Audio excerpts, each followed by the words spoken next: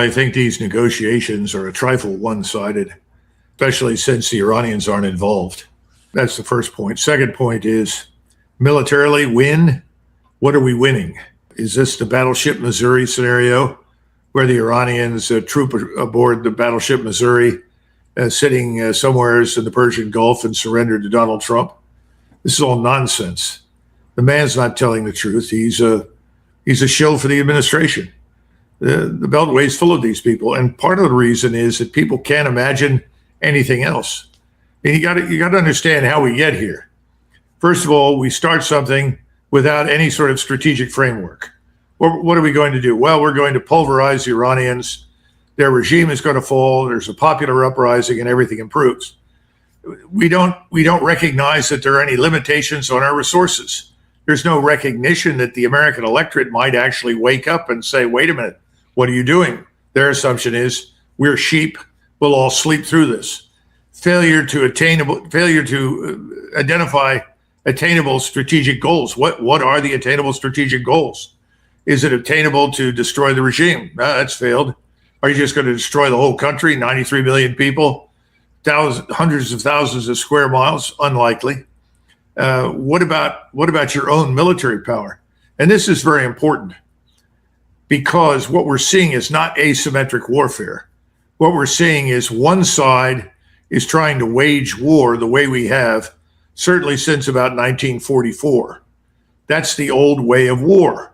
And we're facing an opponent who is waging a very different war against us. They're actually waging the war of the future in the 21st century. And that's a war of missiles, unmanned systems, as well as manned systems, a mix of everything, but maximum precision strike with a maximum of persistent surveillance. That's where we are. We're not going to win this war, not the way we're approaching it. And we can fire every last missile in our inventory, and we're going to discover that. Now, one thing I asked Doug, going back again to your comment that there is from the administration and just the government itself and just the powers that be, this might be another example of that. Senator Ted Cruz, I guess a few days back, boasted on in an interview that he basically talked Trump into this war. He said, I got into the beast with him, his presidential limo, and we were in Florida, and I talked to him, and I told him why this was so important, and he came out and agreed to do that. So first of all, Cruz took credit for convincing Trump to go. He probably has some competition with Lindsey Graham on that one, but we'll leave that for another day. But then he said this last night, that basically this has been an incredible success. First 3 weeks of this military conflict have been incredibly successful. In 3 weeks, we've taken all of Iran's air defenses. We've taken out virtually every one of their short range and medium range ballistic missiles. We've taken out their missile production capacity. We've taken out their drone capacity. We've taken out their drone manufacturing. You look at what we've done to the Navy. We've had over 8,000 strikes in Iran and on the Navy. We have sunk more than 120 ships. This is the largest naval defeat, the most ships sunk since World War II. That's in 3 weeks. And in addition to that, we have decapitated the regime, taking out not just the Ayatollah, but the senior military leaders, the mullahs who have been tyrants in that country for 47 years. The outcome, I believe, should be simple and straightforward. We want to see a government in Iran that is not run by crazed Islamists who lead mobs chanting death to America. So it's real simple, Doug. He just wants to see the regime changed in a way that we want, even though we don't have the power to make it happen. And then to your point there, he again goes back to World War II analogy that, we've sunk more ships than anything since World War II. And of course, we used a submarine to sink an unarmed ship not far from India when this thing began here. And they seem to be bragging on that. And I don't know. I don't even see any evidence that anyone's aware, much less acknowledging that Iran has foreseen all this so that their actual Navy, the one that can be used in this, is underground so far and will come out at a time of their choosing to do things in the Strait if they need to. And then also they don't have an Air Force like we have because they're using missiles to pretty good effect so far. But this can't work. As you point out, you just got through making a good description of why this is not going to work. So one would imagine that, especially an official who wants to get reelected, is not going to say something that's going to be proven to be untrue later on. But it could be that he doesn't care about that, or doesn't know, because he has such contempt for the electorate that they'll vote for me anyway. Which of those things do you think is at play here? Well, I think they lie, frankly. Senator Cruz is the same senator who couldn't tell Tucker Carlson how many people lived in Iran. I doubt seriously he'd ever looked at the size of Iran, its terrain, its geography, to appreciate the true strategic challenge associated with waging war on a civilizational state that also happens to be a continental power. So what do you say? I wouldn't take him seriously. I think he's reading from the talking points that the White House and the Pentagon provide to all the retired generals. And again, a good example of the complete failure, to understand the impact of change on warfare. Well, we sank their Navy. What Navy? They had 7 old frigates, collection of other boats, and that hasn't stopped anyone in the Persian Gulf from interfering with shipping traffic. So I don't know what they're talking about. There really hasn't been an Iranian Air Force to speak of since the Shah departed. So again, this is back to the failure to understand what you're dealing with. I'm most concerned at this stage by people that talk this way, who are going to try and make the fallacious argument that was made recently by Lindsey Graham. President Trump, if you take Karg Island, the war's over. Right. So I have a feeling we're headed down that road. I think we're going to pay a horrendous price for that stupidity. But maybe that's unavoidable. Now, finally, you said, well, what's the problem? There are a lot of people out there, particularly in my generation, they watch the mainstream media. They believe whatever they're told. You would think at some point they would say, wait a minute, this is all nonsense. You would think somebody would wake up and say, wait a minute, President Trump, I voted for you. You haven't done what you said you were going to do. What happened to the effort to deal with the illegal alien problem in the United States? What are you doing to enforce federal law? By the way, 300,000 children in the United States effectively disappear every year. Is anybody doing anything about that? Why aren't we doing something about it? We're not killing 300,000 children or Americans in the Persian Gulf, but if we're losing 300,000 children inside the United States, I'd say that's a pretty big emergency. Doesn't come up for discussion. Nobody's paying for that. The whole thing is disgraceful. It's disgusting, but it's where we are. And eventually Americans are going to have to change this. But it's like everything else. It probably has to get worse before people wake up, smell the coffee, and demand change. We have a lot of these World War II imagery because we love those, because we won World War II. We were the only ones that won. We can talk about that another day here, but it looks like Vietnam War is another one that we'd like to replicate, although I'm not sure why, since that didn't work out so well. But I mean, here's a couple of things. These are officially released CENTCOM charts. This is as of information from yesterday, and they're bragging about all these different assets you can see on the screen here. These are all the things we bring to the fight to show how incredible it is on the air, land, and sea, and we're just doing all this destruction. And then you see that those things have targets struck, 9,000 targets, combat flights, 9,000 plus, Iranian vessels damaged or destroyed, 140. So it's this statistics that we want to show. But then the question is, what do these statistics translate into on the ground? Well, historically, the generals, and I imagine the admirals are in the same category, tend to understand only what they can count. They're very impressed by numbers. And this, of course, is extremely dangerous and misleading, particularly if you go back to Vietnam. I was listening to this discussion by Greenway about all these boats or ships or whatever they are that we claim that we sank in the Navy. I remember people talking about how many pans we'd blown out of the water, on the Mekong River and the Mekong Delta. I served under officers who actually witnessed all sorts of insanity, to the extent that we didn't get a high enough body count in the last battle. So we went out and chopped the dead in half. And then we doubled the body count. I mean, this sort of thing is depressing, but it seems to be a feature of the American military. If you can't quantify it, it doesn't mean anything. It's back to Schwarzkopf. How many tanks had we destroyed today? How many artillery pieces did? No. And then we found out that a lot of that was deception too. During the Kosovo air campaign, we saw the same thing. Oh, we destroyed hundreds of this and hundreds of that. It was all nonsense.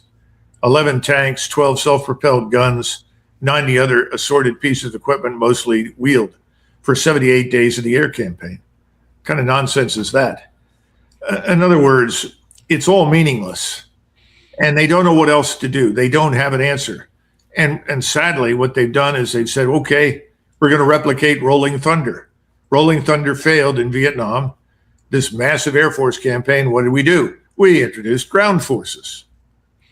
And how did that turn out? When the first people landed in Vietnam, in South Vietnam, went ashore, they didn't even know what the objective was. It took time to figure out where they were going to go and what they were going to attack. It stayed that way for 8 years until we finally got the hell out. And I think we're going to find the same thing is true because these people are looking, doesn't exist. It's back to the Karg Island argument. If we take Karg Island, we win the war. Come on. It's not the way it works. It's never worked that way. They're looking for the silver bullet that's going to deliver victory, that will enable them to take credit for something good and then essentially disappear over the horizon until the next fiasco. I don't think it's going to work this time. Well, and actually, that's exactly what I want to talk about because we see that one of the potential coincidences is that the USS Tripoli, with its amphibious landing dock USS New Orleans, and the 2,200 Marines will be of the 31st Marine will be on station on Friday when that second deadline ends. There's also 82nd Airborne Troops, a brigade, I think at least in here. There's another, the 11th Marine Expeditionary Unit, steaming in with the USS Boxer. So the question is, what are they going to do? And can you just give us a little sense for whether it's Karg Island or something else? I personally think that the Karg Island is just a deception operation. I don't think anybody's actually going to go there because the difficulty would be too high. I don't know. Maybe they will. But whatever. You're talking maybe 5,000 Marines with the two MEUs and another few thousand from the 82nd Airborne. What can those organizations, what can that much ground combat power, along with the A-10s and the Apache helicopters, which have been sent over to support whatever they're going to do on the ground, what is feasible militarily for them to do? It's important for Americans to understand something. What you do as a soldier, sailor, airman, or Marine after you arrive is much more important than how fast you get there. Right now, the emphasis on light and fast. Why are we sending a brigade for the 82nd? Well, because we can. You load up 3,000 men. Now, of course, the Army, as always, has said, well, if we're going to send a brigade, we have to have a division headquarters on the ground to manage it. So 3,000 troops need a 2-star general with a 1-star general as deputy and probably 150, 200, maybe more people to plan and conduct operations. This is a sort of standard, World War II nonsense that we go through. And then the Marines. We're going to put Marines there because we can float them in, and then we can put them somewhere. Well, the problem is once you put the paratrooper on the ground, once you put the Marine on the ground, the Ranger, whoever it is, what are they going to do? What can they do? Are they going to seize and hold something of great value? What is the seizure about? If they go to an island, can they hold that island? Well, I think we're finding out that islands are extremely vulnerable. Unless it's the size of Borneo, that means that all sorts of precision strike missiles and unmanned systems can annihilate everything on the island. So if you think you're going to go on an island and then hold it for what? What's the benefit? How does it help you? And see, from the Iranian standpoint, they're probably sitting there asking themselves, how could we be this stupid? And we shouldn't get confused. We're not saying that Marines or soldiers or anybody else are not good, solid people that are well-trained and reasonably well-led, I hope, and disciplined. It's not the point. Is what are they going to do when they get there? And how much can you expect of them? So that's why I go back to this thing of, well, we'll seize the islands. Now, if you look at the straits, and this is very very important. I just wrote a piece on Substack that goes into some detail on this. if you go through all the thinking and then you say, well, I'm going to introduce ground troops and I'm going to seize the straits. What does that mean? If you look at the sides of the strait, in other words, the coastline, you're talking about 1,000 feet of cliff. In other words, this is an uphill climb in the worst sense of the word. Are you then going to land troops further to the east and then make the long march around to take it from the landward side? I mean, what are you doing? If you're going to put them on an island, once they're sitting on the island, what kind of control or influence are they going to assert? And the answer is none, because the place will be pulverized. It'll be covered by rockets and missiles. Anything on it will be exterminated. I mean, that's the easy thing to do. What else would you do? Now, of course, if you're going to make the argument that the Iranians are running out of missiles, which reminds me of the Russian army running out of missiles and rockets and so forth, then maybe it's fine. Maybe you could go there and open the chaise lounge chair and take in some sun. But the point is, I don't think so. And I don't think that you can stop from 150 kilometers away all sorts of weapons being launched against those sites. And again, we're back to persistent surveillance. What are you going to do that's going to fool anybody? Where are you going to stage forces? Are you going to try and stage them in Kuwait, in Bahrain? Are you going to try and stage out of Oman? I doubt seriously the Omanis will be receptive to that idea. Are you going to try and stage out of the UAE?